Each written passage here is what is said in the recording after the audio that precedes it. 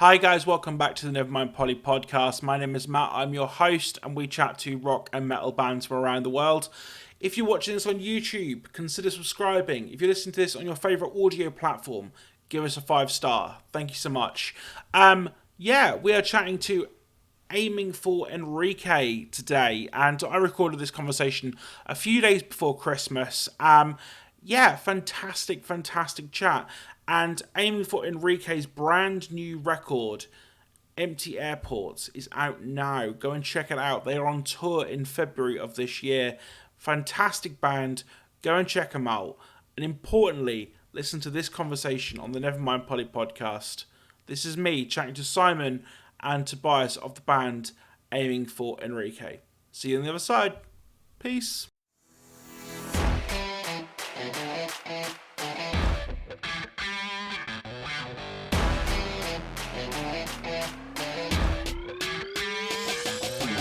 Hi guys, welcome back to the Nevermind Polly Podcast. My name is Matt, I'm your host, and we chat to rock and metal bands from around the world.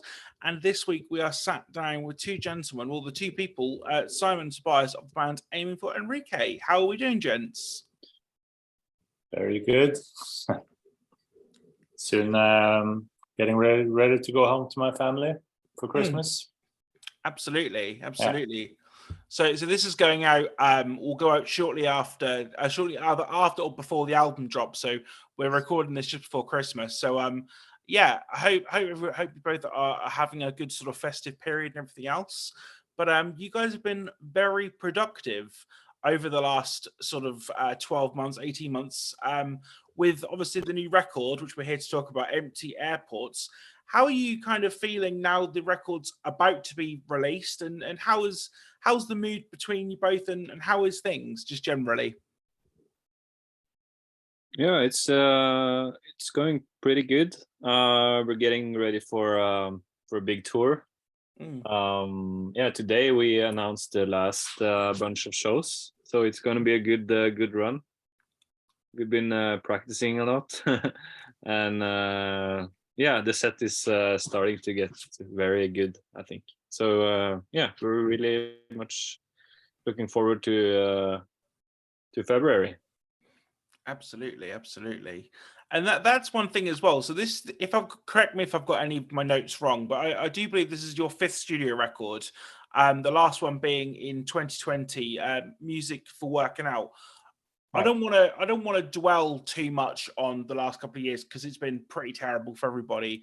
But it will be 3 years now in 2023 when this goes out. But the world has changed a lot, and you guys have made a kind of a cosmic shift in terms of the sound from the last record to this one. Was that kind of a conscious decision, or was that just kind of what came naturally as a product of that time, if that makes sense? I guess it was both, because we usually change directions between albums, but this one was, a bigger change than the previous records have been. But I think it's still a red thread between Music Working Out and this one. I think Music Working Out is a fun record. This record we've made now is not a fun record. No. It's it's a relaxing record. It's I guess it's still fun in some ways, but the last record was really fun, and this one, the last record has a couple of songs like Diving Within and Flat Beats, good examples of a couple of songs that could have been on this record as well. At least Diving Within could have been. And we also had an EP in between that kind of also bridges the gap. Yeah, for sure. Yeah.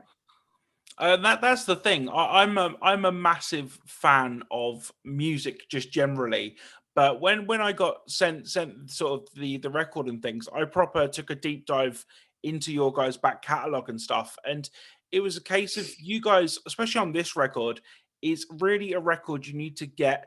And I'm not trying to be snobby, but a decent pair of headphones for, because it really does value that. It proper immerses you in its world, because, and also it's very good to have kind of on just in the background if you kind of wanted something sort of more ambient, because you're kind of leaning a lot more on that. How did that kind of come to be in terms of production standpoint? Do you guys produce your own stuff as well, or is it just the playing? How does that all work? This time I produced the record. We've done it more. I guess we both produced it, but I did the most of it. Earlier we've both done it, and on a couple of records we've also had like a co-producer with us.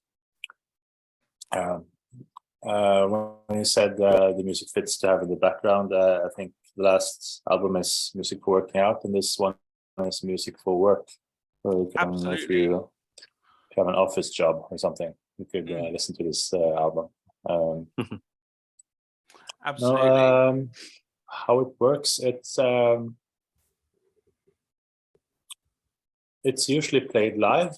Like it's always that's always kind of the goal. It's not super important that it is, but that is the goal. It needs to be reproducible live. So if we record it in some other way, it still needs to sound like we're gonna sound when we play it live, because I think that's a big part of this band, that it actually happens.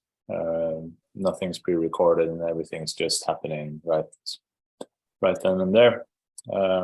It's always been important to us. On this one, the production was quite challenging because it's long stretches of kind of the same thing happening, but slowly evolving. And when you have to evaluate the song, how is the mix doing right now? You have to like listen for 12 minutes every time. So I've spent a lot of time listening to this song, way more than previous records, I would say. So it's a challenge in a different way, I think. Absolutely. And Tobias, I want to just quickly chat to you about the fact that, because I'm a drummer myself, not nowhere near the caliber of what you guys play and everything else, but I find it super interesting, the different jumps and hoops that you go through on these records, because you're so much more than just, you say a drummer is a drummer, but you're so much more than that. So how do you find kind of working with Simen and that kind of duo effect? I think it came from my interest in electronic music, and listening to Fortet and Burial and stuff like that. And so I think that this time I wanted the drums to be even more electronic sounding, and I also incorporated a drum machine. And on some of the songs, the acoustic drums and the drum machine goes together like one instrument. And on some parts, there's only the acoustic drums, and then there's only the drum machine. Yeah. So it's and also the way we recorded the drums, it's a little bit different. I think it was maybe even kind of more dead sounding drums, and try to get them sound like a drum machine or electronic drums.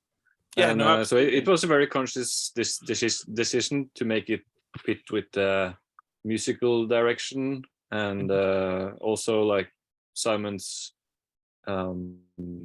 sound got more synthy, so it's kind of made sense to play more in that kind of electronic vibe on the drums. And we also added a lot of synths in the recording sessions, but most of the synths were added in like the post-production phase.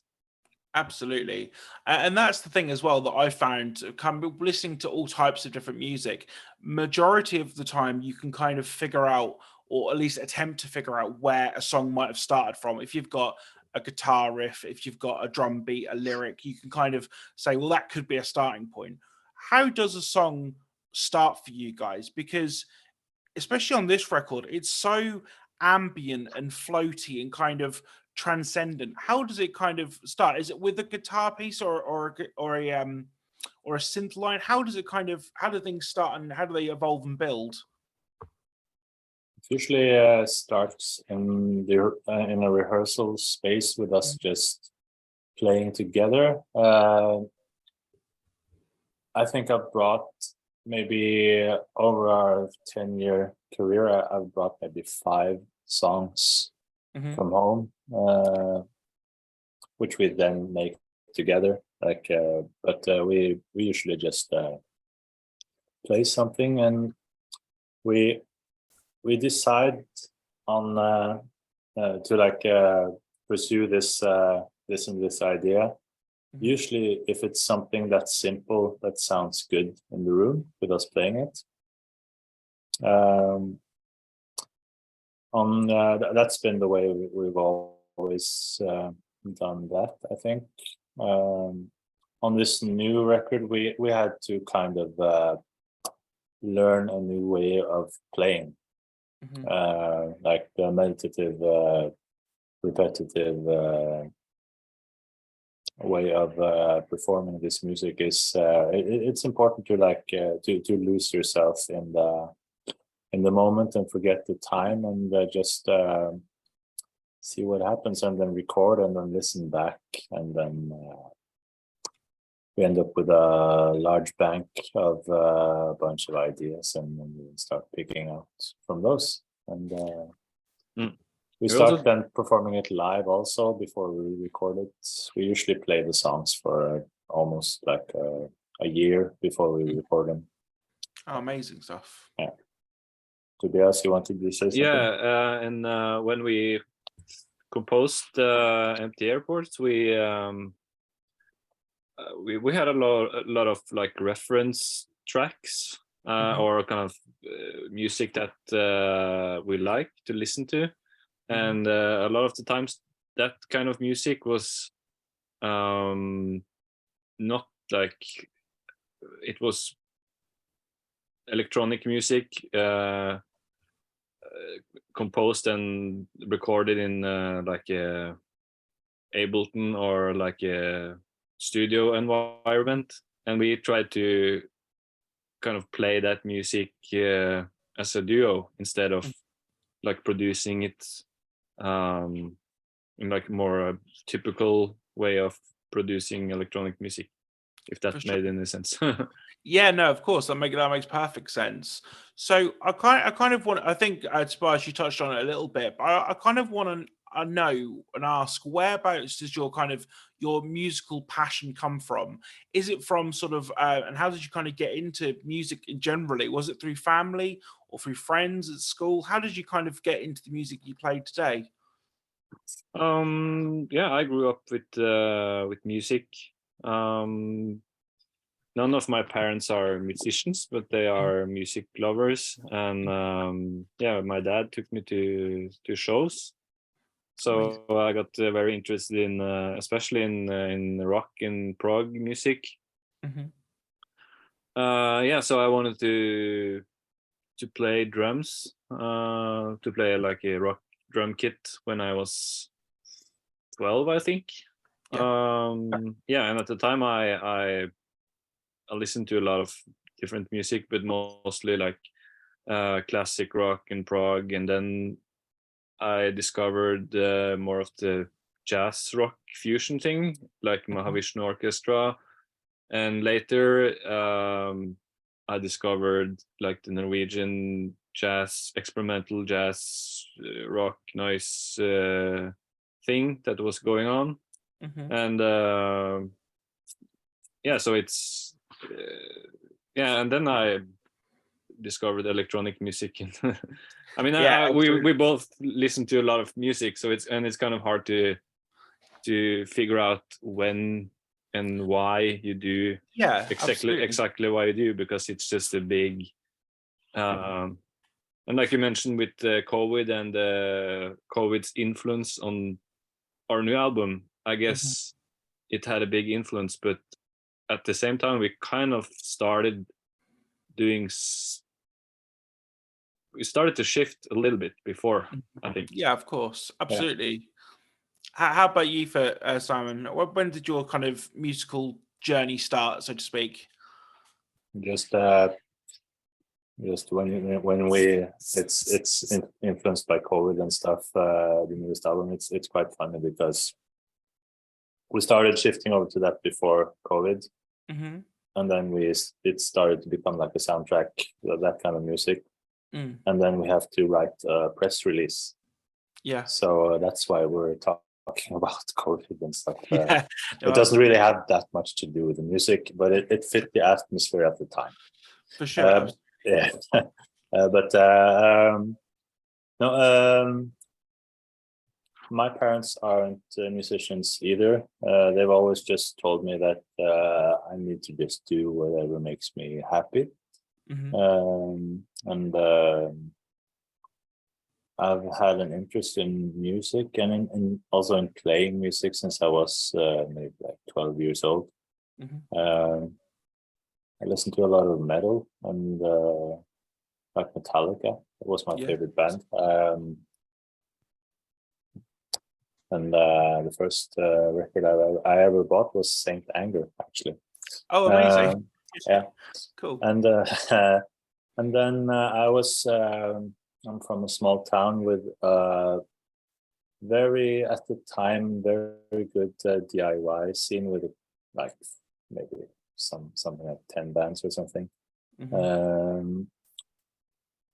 Where the interest was around bands like Sonic Youth and everything from, I guess, Rancid to Sonic Youth to the Beach Boys to anything. And then something also happened when I discovered the Mars Volta. And then I started like looking for more experimental rock stuff. Yeah. And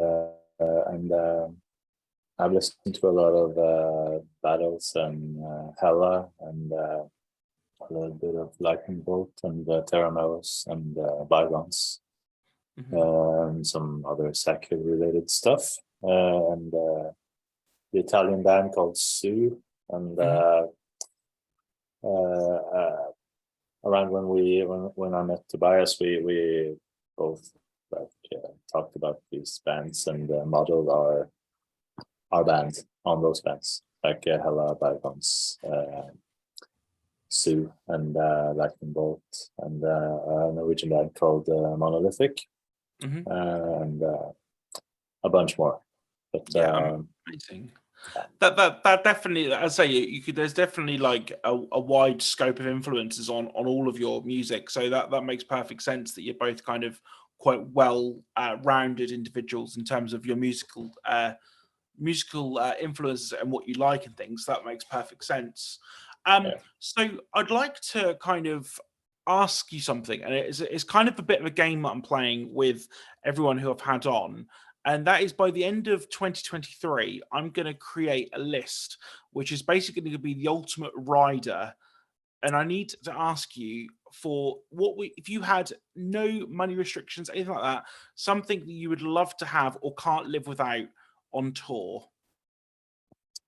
On the rider? Yeah, so you could have very good sushi.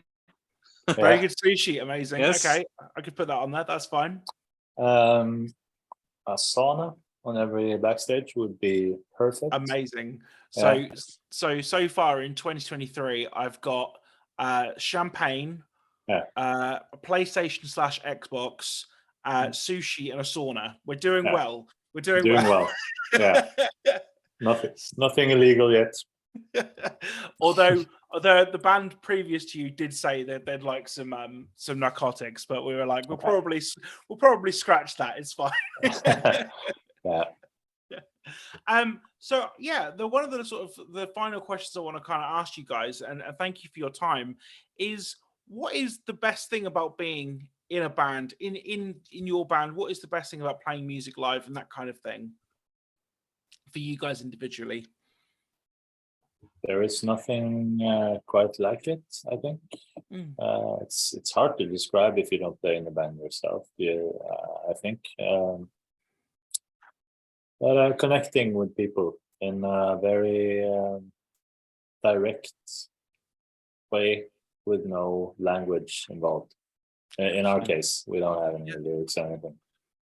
Just seeing people being moved by our music and being moved ourselves by our own music and their reaction, and like this whole thing happening. I think that's that, and also being creative, just making new stuff. It's really that is the best thing about being in a band. Yeah, it's a way of being expressing yourself, but at the same time it's like a very big challenge of like teamwork, and like it's you're never better than kind of the what do you call it, like the weakest link. Yeah. Yeah. So it's like the combination of expressing yourself, but also it's you need to be a team player in a lot of different ways, and that's a very good thing about being in a band. Absolutely. And last but not least, we can't obviously not forget to talk about the tour, which you guys will be on in February. How excited are you guys to get back on the road and things? Because a band's now, a band's bread and butter basically is playing live for the most part because of the way the music industry is set up. And as you say, getting in front of people is really, really important. So what can fans expect from you guys seeing you guys live on tour? If they've seen us before, we bring some synths this time, and I think we're just gonna play from our whole discography, but heavily from the new album, I guess. And if you haven't seen us before, two guys on stage making more different sounds at the same time than you thought was possible. Probably, I don't know. Absolutely. No, I totally get that. I was going to say, I knew you guys were a two-piece, and I was listening to the records and things, and I was like, this is a two-piece? That's mad. Yeah. I love that. Is there anything you'd like to say to the viewers, the listeners at home, before we sign off? No. This comes out next year, so no Merry Christmas there. No, that's fine. I don't know. Tobias, do you have anything? No. My internet connection is not very good at the moment, so it's all good. Don't know what's happening. I don't know what's going on, but yeah, check out our music, and and if you like it, you should come to our shows. Absolutely. That is the perfect way to sign things off. Thank you so much, gentlemen, for your time. The record, Empty Airports, is out this week, or depending when this goes out, will be out this week, or be out, or out now. So go listen to it. Go and catch them on tour. Thank you so much for your time, gents. I hope you do have an amazing Christmas. Obviously, we've recorded before Christmas. Safe travels up to the mountains. Tobias, you said you were up to the mountains. So enjoy and be safe. And we'll catch you on tour. See you soon. See you soon. There we have it, guys. Another episode of the Nevermind Polly podcast. Thank you so much for listening. Thank you for watching. If you can, give us a subscribe on the YouTube channel, a 5-star rating on your favorite podcasting device. That really does help us out. As I say, the socials are Nevermind Polly Podcast on Instagram and on Facebook. We don't have a Twitter, unfortunately. If you want to support the show, it's patreon.com/Nevermind Polly Podcast. Would be greatly appreciated. Until next time, until next week, we will see you very soon. Be safe, be good. See you soon.